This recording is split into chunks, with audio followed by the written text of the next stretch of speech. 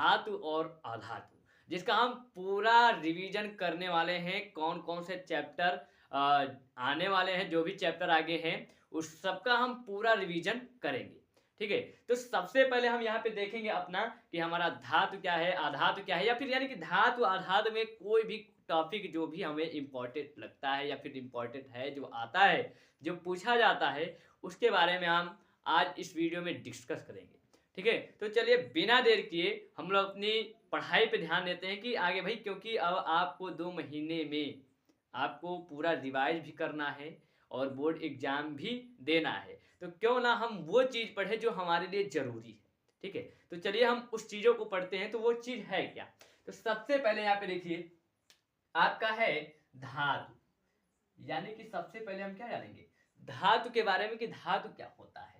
तो यानी कि ये देखिए अभी आपको सारी चीजें एक एक पॉइंट डिस्कस करेंगे, तो ध्यान पे देखिएगा बोर्ड पे कि देखिए वह तत्व जो चमकदार होता है, ऊष्मा और विद्युत का सुचालक होता है और वह ठोस अवस्था में पाया जाता है। यानी कि वह तत्व जो चमकदार होता है, जो विद्युत का सुचालक होता है और ऊष्मा भी देता है, वो क्या है आपका जो ठोस अवस्था में भी पाया जाए, वो आपका धातु होता है। इसका सिंपल और साधारण भाषा में कह दिया जाए, सिंपल और साधारण भाषा, जैसे कि यहाँ पे जैसे भी दिया है कि जैसे सोना, चांदी, पोटेशियम, पीतल, तांबा, सोडियम आदि, यानी कि ये सब क्या है आपकी धातु है। ठीक है, अब ये सब धातु है। अब आगे देखिए अगर हम दूसरे शब्दों में कहें, क्या दूसरों शब्दों में, तो धातु को हम ऐसे समझेंगे कि ये तत्व ऐसा तत्व जो बहुत ही आसानी से इलेक्ट्रॉन को त्याग कर धन आयन बनाने, ये धन आयन बनाने की प्रवृत्ति रखते हैं, उन्हें धातु कहते हैं। यानी कि ऐसा आपका कहा जाएगा कि ऐसा तत्व, फिर से देखिएगा कि ऐसा तत्व जो बहुत ही आसानी से इलेक्ट्रॉन को त्याग कर धन आयन बनाने की प्रवृत्ति रखते हैं, उन्हें धातु कहते हैं। सर तो आपने समझ लिया कि यहाँ पे जैसे हमने ठोस कैसे बताया, भाई सोना चांदी जो भी है ठोस अवस्था में पाए जाते हैं और इसकी एक चमक है या नहीं है, तो इसका एक चमक भी होता है। अब उनमें से एक दो तत्व और हैं, देखिए जिसको कहते हैं आवारा तत्व। ठीक है, तो आवारा तत्व यानी कि अपवाद जिसको बोलते हैं। यहाँ पे देखिए ये आपका सोडियम है और पारा, जिस पारा को दूसरे नाम से मरकरी भी कहा जाता है। ये ठोस नहीं है, आप लोगों को पता होगा सर ये तो ठोस नहीं है। हाँ ये बिल्कुल ठोस नहीं है, इसको अपवाद के रूप में माना गया है। और देखिए कुछ इंपॉर्टेंट टॉपिक है, जैसे अब देखिए धातुएं, कुछ चीजें इसमें ध्यान देंगे। और मान लीजिए इतना बड़ा आपको नहीं याद हो रहा है, ठीक है, तो आप इतना ध्यान रखिएगा कि धातुएं क्या होती है, सुचालक होती है विद्युत का। ठीक है, और उसके बाद कैसी होती है, लचीली, लचीली होती है। वह कैसी होती है, चमकदार भी होती है, धातु के पास अपनी एक चमक होती है। ठीक है, तो चलिए इस पे एक और हमारे पास एक क्वेश्चन आता है। अब वो क्वेश्चन क्या है, ध्यान से देखिएगा। क्वेश्चन लिखा है कि निम्न में से कौन सा धातु कमरे के तापमान यानी कि 25 डिग्री सेल्सियस पर द्रव हो जाता है। भैया पहला है हीलियम, बी वाला है मरकरी, सी वाला है सोडियम और डी वाला है लिथियम। तो जल्दी जल्दी कमेंट कीजिए, देखते हैं कौन बता पाता है कि कौन सा ऐसा धातु है जो कमरे के तापमान पर यानी 25 डिग्री सेल्सियस पर द्रव में बदल जाता है। जल्दी जल्दी कमेंट कीजिए भैया। चलिए हम देखते हैं कमेंट आप लोगों ने किया है या नहीं किया है। अगर किया है तो जरूर देखा जाएगा। तो देखिए आपका सही आंसर क्या होगा, मरकरी। जो आपका मरकरी है यह आपका जो है ना वो कमरे के तापमान पे क्या हो जाता है, द्रव में परिवर्तित हो जाता है। जल्दी दीजिए, स्क्रीनशॉट ले रहा हूं तो ले सकते हैं आप लोग। चलिए देखिए आपका अगला टॉपिक क्या है। आपका अगला टॉपिक ये है कि गुण के धातु के गुण, यानी कि धातु के गुण हम पढ़ेंगे। अभी तो जैसे हम पूरा पहले धातु को कंप्लीट करेंगे, उसके बाद अधातु में जाएंगे, अधातु की परिभाषाएं, अधातु को समझेंगे, उसके बाद से अधातु की गुण पढ़ेंगे। ठीक है, तो सबसे पहले आपका देखिए आपने पढ़ा क्या, धातु, और धातु के बारे में जो भी था वो पढ़ा। अब पढ़ेंगे धातु के गुण के बारे में। तो धातु के गुण के बारे में हमने 3-4 बातें बताई थी। जैसे बताया था कि उसमें धातु को एक चमक होती है और धातु कठोर होता है, उसमें लचीलापन पाया जाता है और वो सुचालक भी होता है विद्युत का। ठीक है, तो ये सारी चीजें होती है, तो कैसे होती है ये सब के बारे में हम लोग जानेंगे। जैसे धातु के गुण में आप जितना हमने लिखा है उतना लिख सकते हैं। तो चलिए आइए समझते हैं। देखिए क्या है, धात्विक चमक, हमने हेडिंग डाला है धात्विक चमक। तो धातु में अपनी एक चमक होती है जिसको मैं पहले बता चुका हूं, जिसे धात्विक चमक कहते हैं। सोना चांदी इसका अच्छा उदाहरण है। जैसे कि धात्विक चमक यानी कि धातु में अपना एक चमक होता है, जैसे सोने का चमक हो गया, चांदी का एक अपना चमक है। ठीक है, इससे अच्छा उदाहरण दूसरा भी हो सकता है, लेकिन यहाँ पे हमने आपको आसानी भाषा में समझ में आया। जैसे कि हमने लिखा कुछ नहीं है, वही चीज है कि धात्विक चमक में क्या होता है, तो धातु में अपनी एक चमक होती है, उसे धात्विक चमक कहते हैं। जैसे उदाहरण में लिख दीजिएगा सोना और चांदी इसका अच्छा उदाहरण है। चलिए आइए देखते हैं कठोरता की बात किया जाए। अब कठोरता में क्या है, अधिकतर धातुएं कठोर होती हैं। आपको हमने बताया कि अधिकतर धातुएं क्या होती हैं, कठोर होती हैं। यहाँ पे देखिए कठोर होती हैं। किसी धातु में कठोरता कम तथा किसी में अधिक होती पाई जाती है, यानी कि किसी धातु में कठोरता कम पाई जाती है और किसी धातु में कठोरता अधिक पाई जाती है, और इसमें ज्यादा कोई प्रॉब्लम नहीं होता है। ठीक है, जैसे लोहा और तांबा, लोहा और तांबा आपका क्या है, कठोर, जिसमें अधिक है। भाई अगर लोहा के आपको दे दिया जाता इतना मोटा लोहा और कह दिया जाए भैया तोड़ दो, आप तोड़ पाओगे नहीं। तांबा भी ऐसे ही है, क्या है, लोहा और तांबा, आप इसमें कठोरता बहुत अधिक पाई जाती है। ठीक है, अब आगे आप देखिए पारा, जिसको हम लोग मरकरी भी बोलते हैं, और सोडियम, इसमें अपवाद है। भाई पारा और मरकरी जो है ये अपवाद, जिसको कहते हैं कि अपवाद, तो अपवाद ये धरती पे कलंक है जिससे बोलते हैं, तो ये कलंक ही है धातु के नाम पे। ठीक है, अगला देखिए लचीलापन हमने बताया। भाई लचीलापन कैसे होता है, तो धातु में लचीलापन होता है। इसके कारण किसी भी धातु को पतले तार के रूप में बदला जा सकता है। अब बताइए हमें ये बात कि अगर धातु लचीला ना होता, ठीक है, धातु लचीला ना होता तो हम किसी तार के रूप में उसे कैसे बदल सकते थे, बदल पाते। अब आगे हम देखेंगे कि कौन कौन सी धातु लचीले हैं या फिर कौन कैसे हैं। तार का मतलब यह है कि जैसे अब उदाहरण लीजिए सोना का, अब उसमें सोने में लचीलापन ना होता तो उसको कैसे अन्य रूप दिया जाता। ठीक है, तो यही बातें हैं लचीलापन में। अब बात आती है सुचालक। भाई सुचालक कैसे है, तो यहाँ पे ध्यान से देखिए, धातु उष्मा और बिजली का सुचालक होता है। उष्मा का और बिजली का धातु हमेशा सुचालक होता है।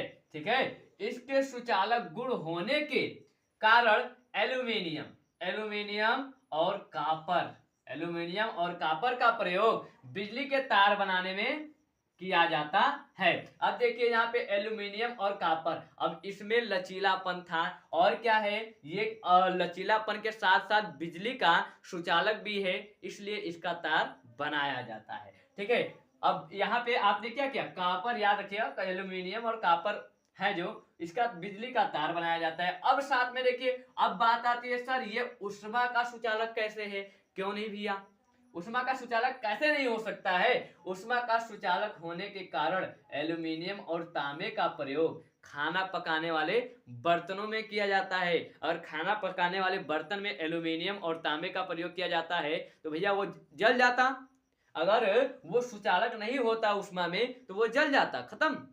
लेकिन ऐसा होता है, नहीं होता है सर जी। ठीक है, यहां तक बात समझ में आई। चलिए ठीक है, अब कुछ बातें यहाँ पे हैं, कुछ यहाँ पे देखिए धातु से जुड़े तथ्य, यानी कि कुछ तथ्य हैं, किसी नोट में लिख लीजिएगा कहीं कि ये सब जरूरी होते हैं, ये सब छोटे छोटे अंक कहीं आ जाते हैं या फिर कहीं भी, जैसे कि OMR सीट जो होती है ना, जैसे कि बहुविकल्पीय में, ठीक है, वहां पे ये छोटे छोटे प्रश्न आ जाते हैं। अब देखिए इनसे जुड़े क्या तथ्य हो सकते हैं। सबसे हल्की धातु लिथियम होती है। अब यही पूछ लेगा कि सबसे हल्की धातु क्या होती है, तो आप तुरंत बता सकते हो, आप अगर पढ़े हो तो बता सकते हो सर लिथियम। क्या? लिथियम। अब दूसरा देखिए यहाँ पे, सबसे भारी धातु ऑस्मियम, OS, जिसको OS से लिखते हैं, ऑस्मियम होता है। अब सबसे भारी धातु की नाम आएगी, ऑप्शन दिया रहेगा 4। भैया आप जब पढ़े रहोगे तब तो पता लगेगा कि हाँ सर ये ऑस्मियम जो OS है वो आपका सही है। तीसरा आपका क्या है, टंगस्टन का गलनांक सबसे अधिक होता है। टंगस्टन जो है उसका गलनांक सबसे अधिक है। वो कितने पर गलेगा? 3500 डिग्री सेल्सियस से लेकर के 4300 डिग्री सेल्सियस के बीच अगर उसको गर्म किया जाएगा तब जाके टंगस्टन क्या होगा? गले। ठीक है। और देखिए चौथा पॉइंट क्या है, बिजली का तार सबसे अधिक सुचालक धातु चांदी और तांबा है। यानी कि बिजली के तार के लिए सबसे सुचालू यानी सबसे ज्यादा तांबा और चांदी है। यानी कि आप सबसे ज्यादा प्रयोग इसमें धारा जल्दी प्रवाहित करेगी। ठीक है। अब पांचवा तथ्य देखिएगा, पांचवा तथ्य क्या है कि सोना और चांदी में सबसे ज्यादा आघातवर्धक का गुण पाया जाता है। सोना और चांदी, ध्यान से समझिएगा भैया, सोना और चांदी में सबसे ज्यादा आघातवर्धक का गुण पाया जाता है। ऐसे क्वेश्चन आ सकता है कि सबसे ज्यादा आघातवर्धक गुण किसमें पाया जाता है, तो आप अगर पढ़े हो तो तुरंत बता दोगे कि सर सोना और चांदी है। यहां तक समझ में आई? क्लियर?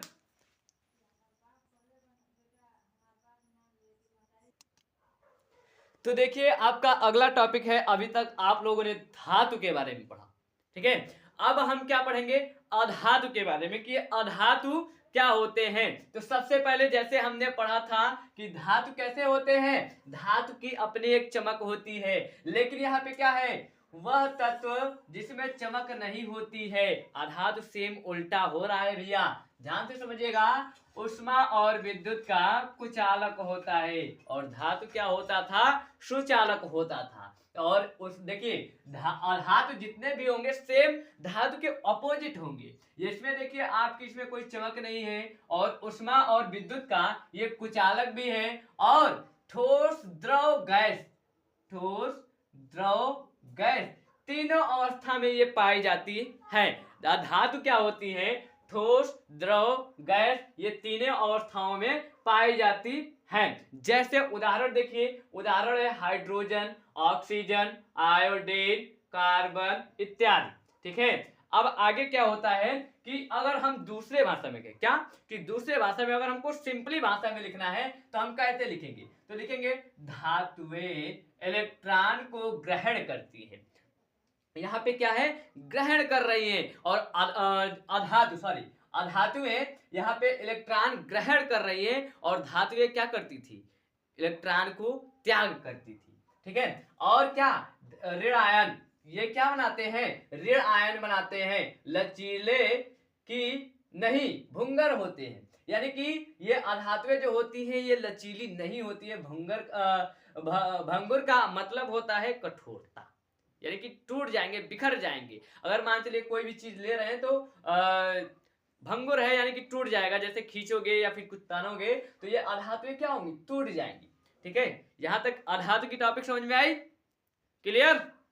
चलिए आगे इसी पे हमारा एक क्वेश्चन बनता है, बहुत प्यारा सा खूबसूरत क्वेश्चन है। इस क्वेश्चन क्या कह रहा है, ऐसी कौन सी अधातु है जो द्रव अवस्था में पाई जाती है? जल्दी जल्दी कमेंट कीजिए भाई, देखते हैं कितने लोग पढ़े हैं इसको, कि ऐसी कौन सी अधातु है जो द्रव अवस्था में पाई जाती है। नहीं पता है? चलिए कोई बात नहीं, नहीं पता है तो ध्यान से देखिए। आपका वो धातु Br यानी कि ब्रोमीन। ब्रोमीन एक ऐसा अधातु है जो द्रव अवस्था में पाया जाता है। और साथ ही आप लोगों को दूसरा क्वेश्चन भी दिख रहा होगा कि निम्न में से कौन सी धातु, यहां पे सॉरी, यहां पे अधातु,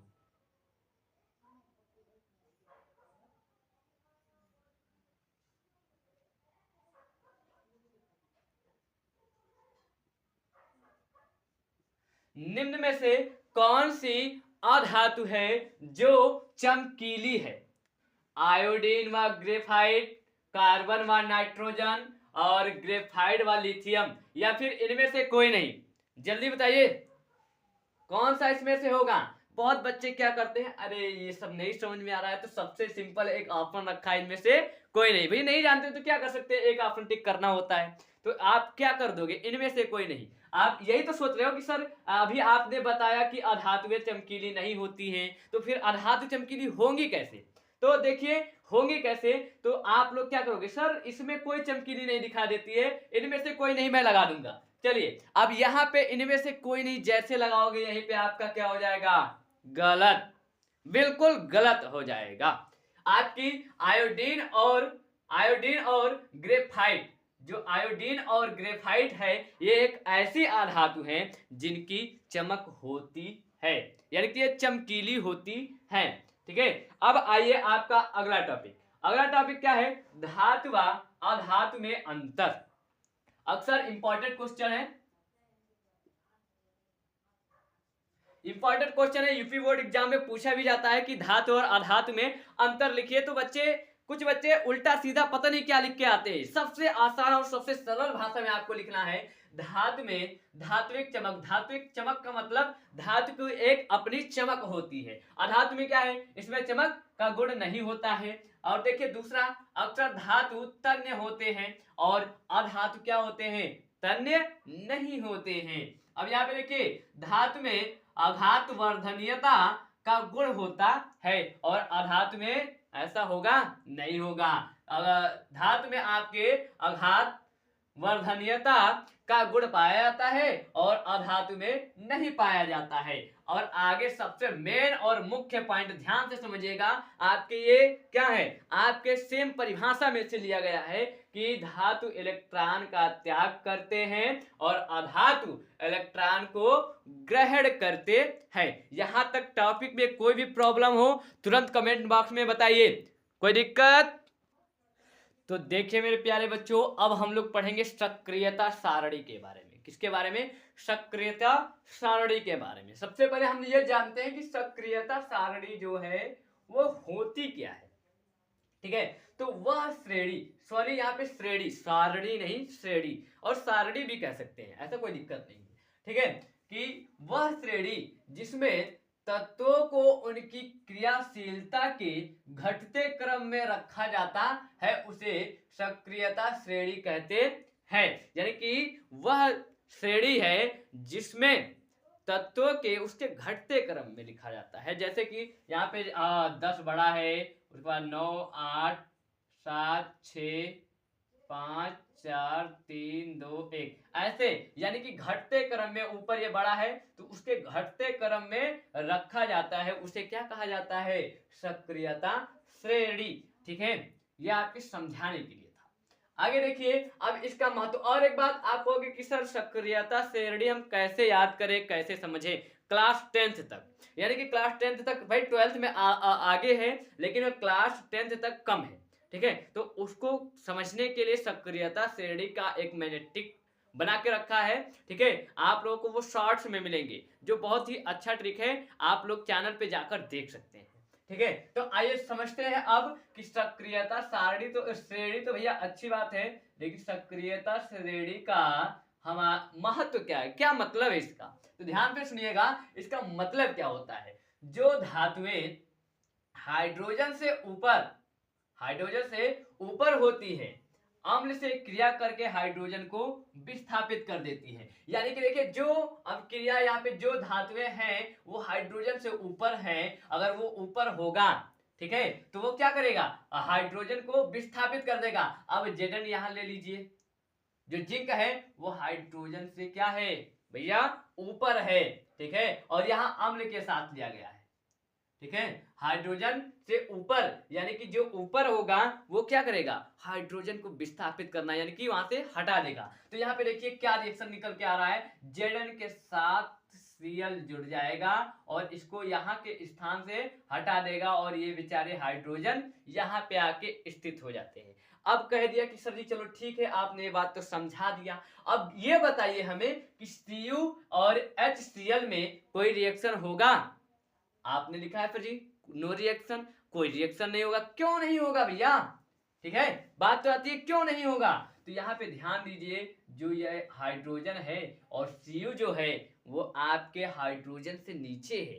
ठीक है, ये दूसरे का उदाहरण है, ध्यान देखिए, जो धातुएं हाइड्रोजन से नीचे होते हैं वे अम्ल से क्रिया करके हाइड्रोजन को विस्थापित नहीं कर सकते, यानी कि हाइड्रोजन से Cu क्या है, नीचे है। यहाँ के उदाहरण यही होगा कि Cu plus HCl gives out no reaction. क्यों? क्योंकि ये हाइड्रोजन जो है इससे ऊपर है।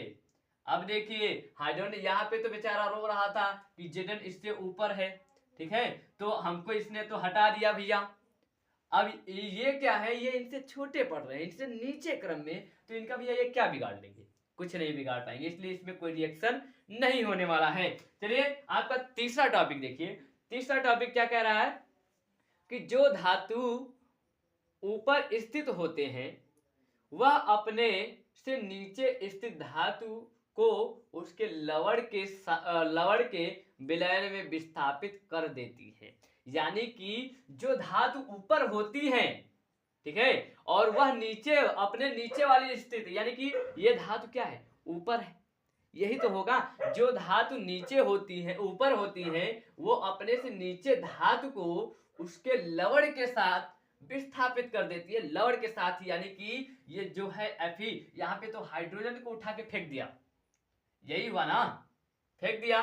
तो यहाँ पे देखिए Cu क्या हुआ, इस यहाँ पे जो ये है ये इसके लवण के साथ कहाँ गया, इसमें क्या अम्ल था, अम्ल था, कहाँ पे, ये रहा, अम्ल था, और इसमें क्या होगा भैया, लवण होगा, लवण होगा। तो ये किससे रिएक्शन करेगा, Fe किससे करेगा, इससे करेगा, तो यहाँ पे हो जाएगा FeSO4 प्लस Cu आपका बाहर।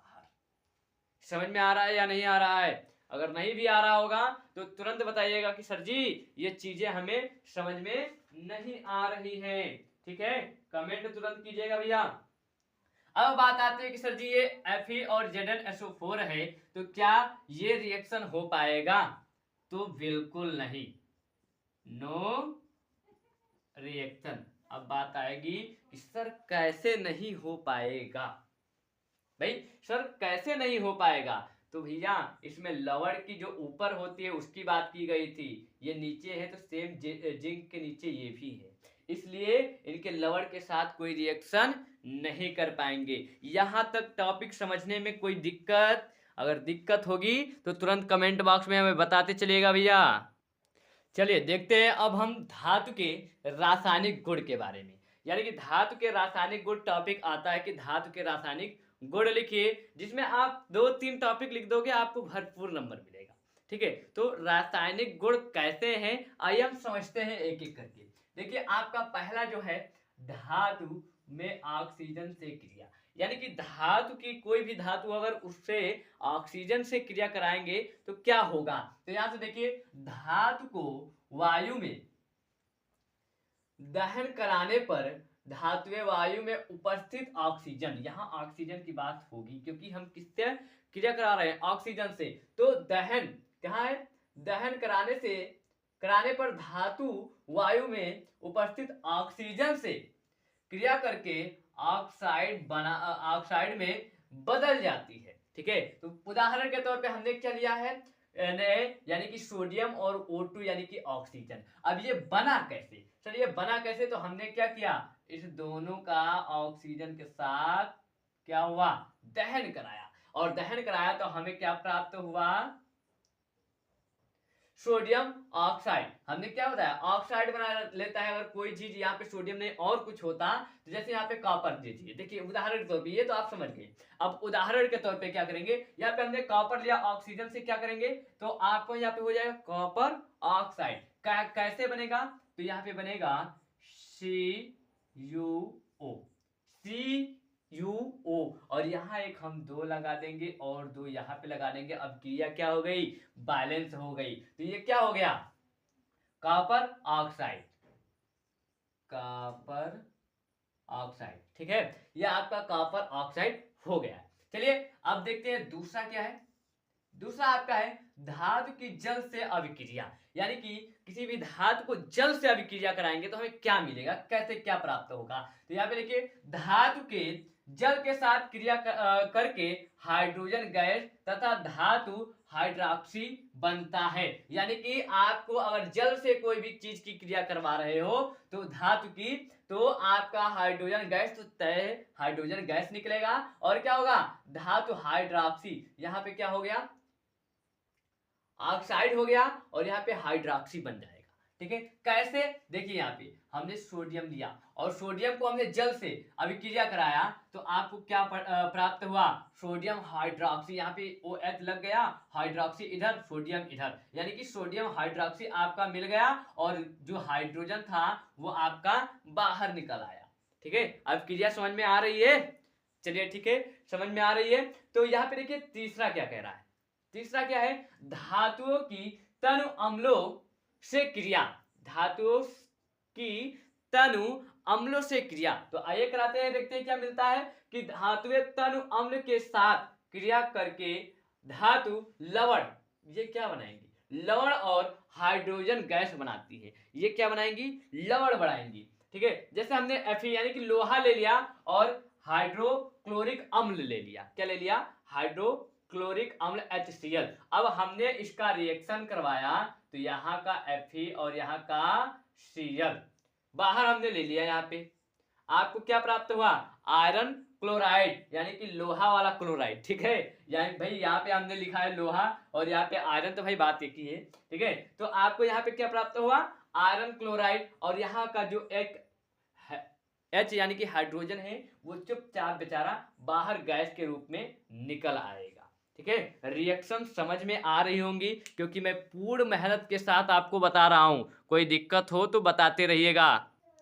चलिए देखिए, आपका अगला टॉपिक है अम्लराज। अम्लराज या फिर एकारेजिया, अम्लराज के नाम से आए या फिर एकारेजिया के नाम से आए, बात एक ही है। कहीं कहीं अम्लराज ना दे करके एकारेजिया लिख दिया जाता है और वहीं पे बच्चे क्या होते हैं, कंफ्यूज हो जाते हैं, अरे सर अम्लराज तो पढ़ा है लेकिन एकारेजिया है क्या, नहीं जानते हैं। तो वहीं पे आप लोग अम्लराज और एकारेजिया एक ही चीज है, ये विशेष ध्यान देना है। ठीक है, तो आगे देखिए ये अम्लराज बनता कैसे, भाई बनने की बात आएगी। तो देखिए सांद्र हाइड्रोक्लोरिक, ये हाइड्रोक्लोरिक अम्ल यानी कि HCl और नाइट्रोजन अम्ल यानी कि HNO3 को 3:1 में मिलाने पर अम्लराज बनता है।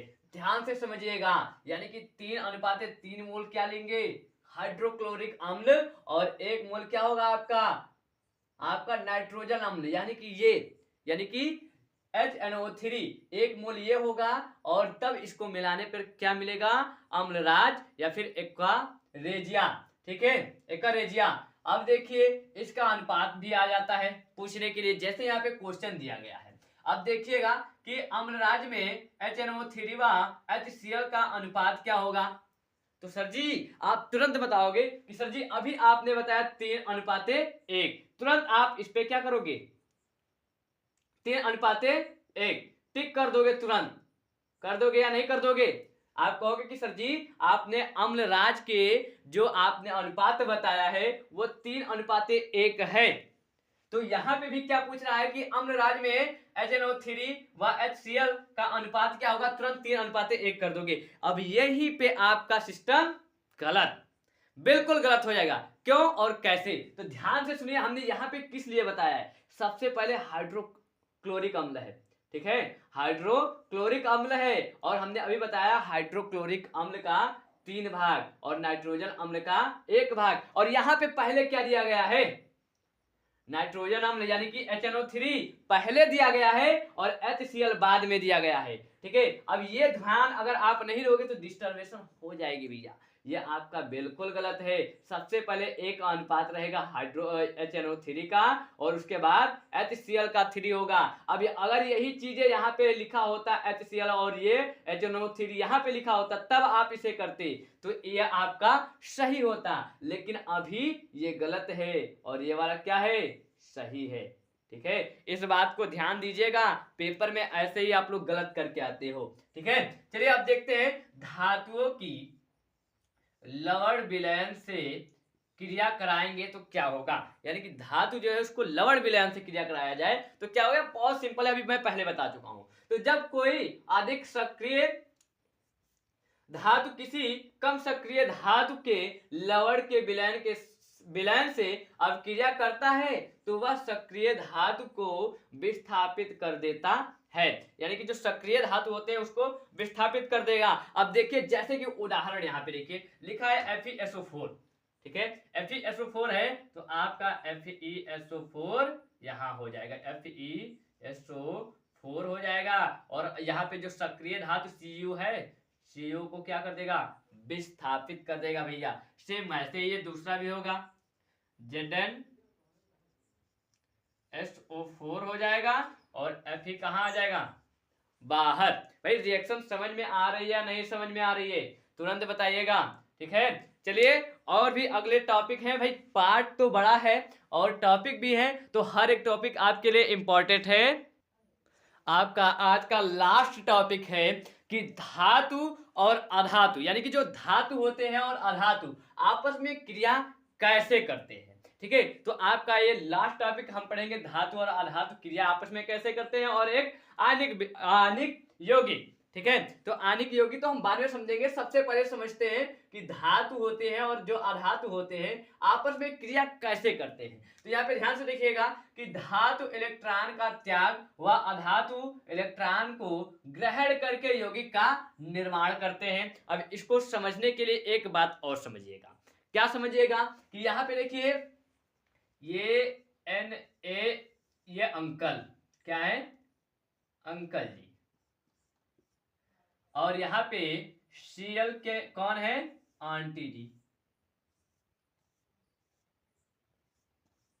ये आंटी जी हैं। अब इनके बाद क्या हुआ कि अंकल जी कह रहे हैं कि क्या आप हमसे शादी करोगे, तो आंटी जी कह रही है जी हाँ जरूर करूंगा, लेकिन कुछ शर्तें हैं। भाई शर्तें क्या है आंटी जी, अंकल जी ने बोला कि आप एक काम कीजिए, आप एक इलेक्ट्रॉन हमें दे दीजिए और मैं बराबर यानी कि आपके बराबर अगर हो जाऊंगी तो आपसे शादी कर लूंगी। तो यहाँ पे अंकल जी क्या कर रहे हैं, अंकल जी एक इलेक्ट्रॉन इनको दे देंगे, स्थानांतरण इसको स्थानांतरण ही कहेंगे, क्योंकि अंकल जी क्या किए, एक इलेक्ट्रॉन आंटी जी को दे देते हैं। जब एक इलेक्ट्रॉन आंटी जी पा जाती हैं तो इन दोनों अंकल जी और आंटी जी बराबर हो जाते हैं। जब बराबर हो जाते हैं तो इनकी विवाह फिक्स, अब शादी तय हो गई, विवाह भी हो गया, तो ये बनके क्या अंकल जी NaCl यानी कि NaCl बनके आपस में जुड़ जाएंगे। सेम धातु और अधातु जैसे शादी विवाह की सिस्टम है ना, वही जैसे होते हैं। देखिए जैसे जो धातु है ये क्या करेंगे, इलेक्ट्रॉन को त्यागेंगे, अंकल जी ने इलेक्ट्रॉन को त्यागा, और अधातु जो है वो इलेक्ट्रॉन को ग्रहण करेंगे, आंटी जी ने इलेक्ट्रॉन को ग्रहण कर लिया। ठीक है, शायद ये अच्छे से समझ में आया होगा, क्योंकि शादी विवाह की जहां बात चलती है बहुत अच्छे से समझ में आता है। ठीक है, चलिए इसको आप लोगों ने समझ लिया, कोई दिक्कत नहीं, दिक्कत। अब अगला आपका टॉपिक क्या है, अगला आपका टॉपिक है आयनिक यौगिक।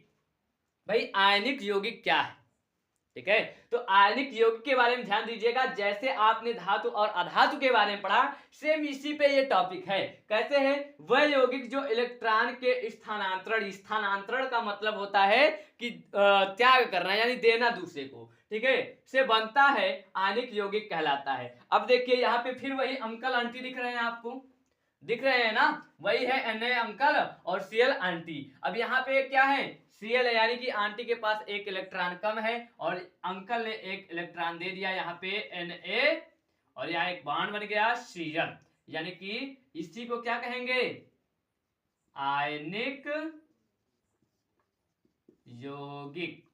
यहाँ पे एक यौगिक बन रहा है जिसको क्या कहेंगे, आयनिक यौगिक। आई होप कि आप सभी को ये वीडियो बहुत अच्छा लगा होगा, और अच्छा लगा होगा तो दोस्तों के पास शेयर कीजिए। चैनल पे नए हो तो चैनल को सब्सक्राइब भी कीजिए और वीडियो को एक लाइक जरूर कीजिए, क्योंकि आपके लिए इतना मेहनत मैं करता हूं और आपका दायित्व बनता है कि आप भी मेरा साथ दीजिए। आपके जो भी क्लास, जो भी ये धातु और अधातु चैप्टर हैं, इसमें से जितने भी हमने चैप्टर मतलब टॉपिक पढ़ाए हैं वो इंपॉर्टेंट टॉपिक है। आप इसे अच्छे से तैयार करके जाइएगा। इस बार यूपी बोर्ड 2025 में एकदम अच्छे से लिख के आएगा।